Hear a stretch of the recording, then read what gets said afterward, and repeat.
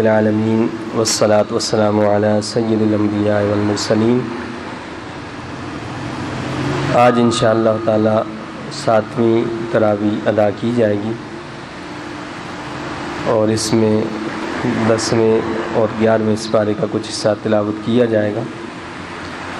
سب سے پہلے جو ابتدا کی گئی ہے وہ مال غنیمت کے حوالے سے یہ ہے کہ مال غنیمت میں سے 5واں حصہ اللہ اور اس کے رسول صلی اللہ علیہ وسلم کے لیے مقرر کیا گیا ہے۔ فقہائے احناف کے نزدیک خمس کے 3 حصے کیے جائیں گے، ایک حصہ یتیموں کے لیے، ایک حصہ فقراء کے لیے جس میں فقراء بنو ہاشم بھی داخل ہیں، اور ایک حصہ مسافروں کے لیے ہے۔ یہ 5واں حصہ جو ہے یہ اسلامی حکومت کے خزانے میں جائے گا اور باقی مجاہدین میں تقسیم ہو جائے گا۔ پھر غزوہ بدر کے سلسلے میں گفتگو کی گئی ہے اور دوران جنگ بھی اللہ کا ذکر کثرت سے کرنے کا حکم دیا گیا ہے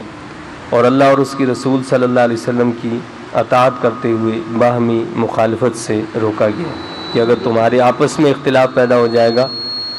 تو تمہاری طاقت جو ہے وہ منتشر ہو جائے گی۔ کافروں کی جب روح قبض کی جاتی ہے تو آگاہ کیا کہ فرشتے ان کو کوڑے مارتے ہیں،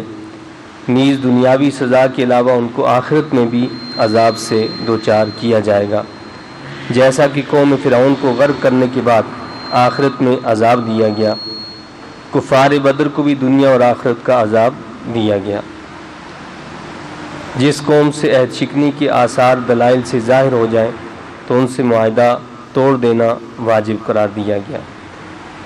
اور آگے فرمایا کہ وَأَعِدُّوا لَهُم مَّا اسْتَطَعْتُم مِّن قُوَّةٍ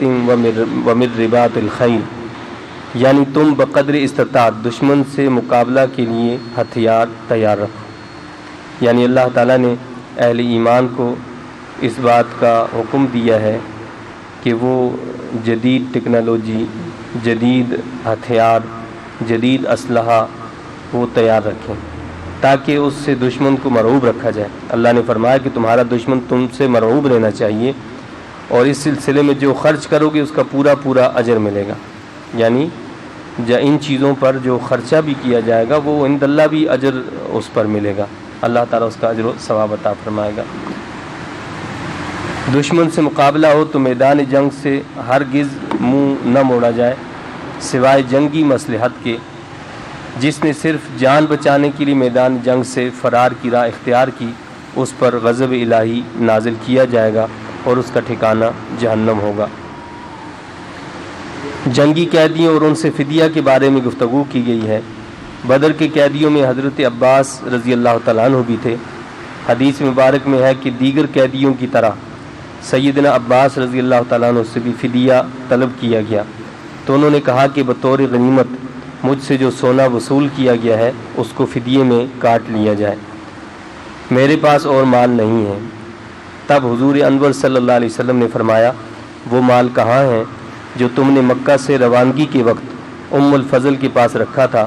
اور اس وقت تم دونوں کے پاس اور کوئی بھی نہیں تھا۔ یہ سن کر حضرت عباس رضی اللہ تعالیٰ عنہ نے فرمایا اس ذات کی قسم جس نے آپ کو حق دے کر بھیجا ہے، میرے اور ام الفضل کے سوا اس بات کو اور کوئی نہیں جانتا، اور اب مجھے یقین ہو گیا ہے کہ آپ اللہ کے رسول ہیں۔ تو اس حدیث شریف سے ایک تو اللہ کے نبی صلی اللہ علیہ وسلم کا علم غیب ثابت ہوتا ہے کہ حضرت عباس رضی اللہ تعالیٰ عنہ جو آپ کے چچا تھے اور جو بدر میں کفار کے ساتھ تشریف لائے، یعنی مسلمانوں کے خلاف لڑنے کے لیے آئے، جب وہاں کفار کو قیدی کیا گیا تو اس میں حضرت عباس رضی اللہ تعالیٰ عنہ بھی قیدیوں میں شامل تھے۔ تو جب سب سے فدیے کا کہا گیا کہ فدیہ دو تو آپ سے بھی یہی کہا گیا، تو آپ نے کہا کہ میرے پاس تو اور کچھ بھی نہیں ہے، یہ جو میرے پاس سونا تھا یہ آپ لوگوں نے مطلب لے لیا ہے۔ تو اس وقت اللہ کے رسول صلی اللہ علیہ وسلم نے ان کو ایک ایسی بات بتائی کہ جو ان کے درمیان اور ان کی اہلیہ کے درمیان ایک راز تھا۔ وہ کیا تھا کہ جب وہ یہاں مکہ سے چلے تھے تو انہوں نے کچھ سونا جو ہے وہ اپنی اہلیہ کو دیا اور کہا کہ اگر اس جنگ میں مارا جاؤں تو پھر یہ سونا اس طرح فلاں کو دے دینا، یعنی اپنی اولاد کے بارے میں بتایا کہ یہ ان کو اس طریقے سے دے دینا۔ تو اللہ کے رسول صلی اللہ علیہ وسلم نے یہ خبر ان کو وہاں پر دی کہ وہ سونا کہاں ہے جس کے بارے میں تم ام الفضل کو یہ بتا رہے تھے کہ اتنا فلاں کو دینا، اتنا فلاں کو دینا، اتنا فلاں کو دینا۔ یہ سن کر آپ نے فوراً اسلام قبول کر لیا اور کہا کہ مجھے اب یقین ہو گیا اس بات کا کہ آپ اللہ کے سچے رسول ہیں۔ اور یہی اہل سنت کا عقیدہ ہے کہ اللہ تعالیٰ نے اپنے حبیب کریم صلی اللہ علیہ وسلم کو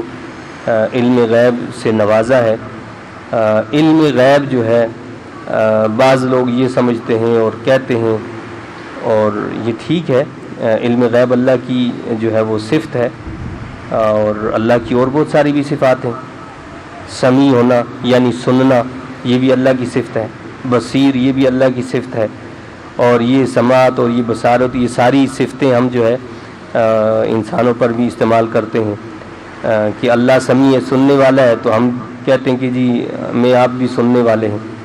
اللہ بصیر ہے، اللہ دیکھنے والا ہے،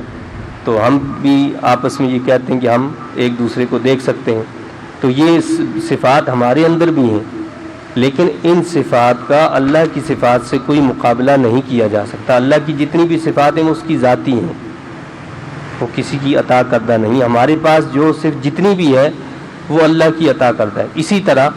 علم غیب جو ہے بے شک یہ بھی اللہ کی صفت ہے، لیکن اللہ تعالیٰ کی جو یہ صفت ہے وہ اس کے لیے ذاتی ہے، لیکن اس نے اپنے بندوں میں سے، اپنے نبیوں میں سے جس کو جتنا غیب عطا فرمایا وہ من جانب اللہ وہ عطائی ہے، یعنی اللہ کے نبیوں کو جو ملا ہے۔ جیسے قرآن مجید میں حضرت سیدنا عیسیٰ علیہ السلام نے خود فرمایا کہ وَأُنَبِّئُكُم بِمَا تَأْكُلُونَ وَمَا تَدَّخِرُونَ فِي بُيُوتِكُم، میں اس بات کی خبر دیتا ہوں کہ تم گھر میں کیا کھا کر آئے ہو اور کیا جمع کر کے رکھا ہے۔ قرآن کی واضح آیات ہیں،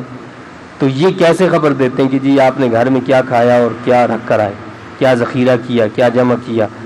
اور کیا ذخیرہ کرو گے یا کیا کھاؤ گے۔ یہاں جو اللہ تعالیٰ نے کلمات استعمال کیے ہیں وہ یعنی حال اور مستقبل دونوں پر دلالت کرتے ہیں، یعنی وہ موجودہ اس پر بھی ہیں اور مستقبل کے بارے میں بھی ہیں کہ حضرت سیدنا عیسیٰ علیہ السلام نے فرمایا کہ میں ان چیزوں کے بارے میں جو ہے آگاہ کر سکتا ہوں۔ تو اس لیے یہ جو ہے علم غیب یہ اللہ رب العزت نے اپنے محبوب کریم صلی اللہ علیہ وسلم کو جو عطا فرمایا، ہم اس کو چند قیود کے ساتھ مانتے ہیں کہ اللہ نے اپنے نبی صلی اللہ علیہ وسلم کو جو علم عطا فرمایا ہے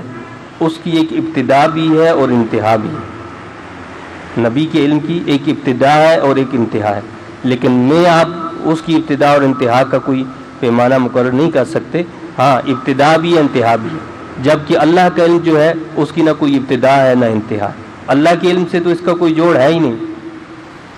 اللہ کے علم کی نہ ابتدا ہے نہ انتہا ہے،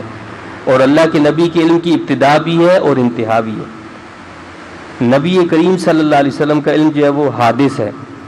مقصد یہ ہے کہ وہ قدیم نہیں ہے، جس طرح اللہ کا علم جو ہے وہ قدیم ہے، ازلی ابدی ہے، ہمیشہ سے ہمیشہ رہے گا۔